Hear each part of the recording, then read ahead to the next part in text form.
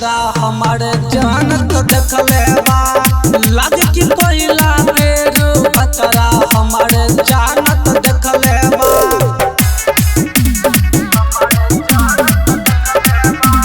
DJ विकास मटियार कला सीतामढ़ी। ले गइल पलंगिया पे बती हाले बुता देलक चोली धाके रे सखी साया मोड़ उठा देलक। ले गइल पलंगिया पे बती हाले बुता देलक चोली धाके रे सखी साया मोड़ उठा देलक।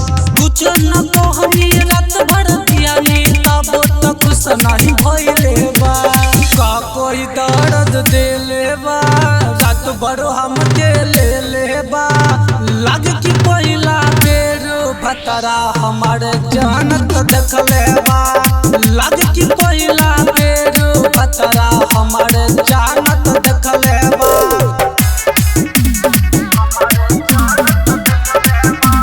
डीजे विकास मटियार कला सीतामढ़ी। हाली हाली चला देला गाड़ी पूरा हमके देखा गइल कैसे के कही ये सखी 9 महीना के रह गइल। हाली हाली चला देला गाड़ी पूरा हमके देखा गइल कैसे के कही ये सखी 9 महीना के रह गइल।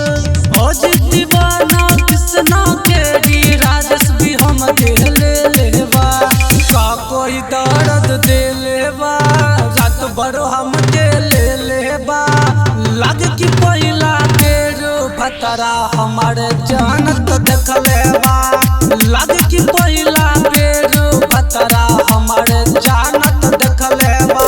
पलक रिकॉर्डिंग स्टूडियो साहेबपुर कमाल।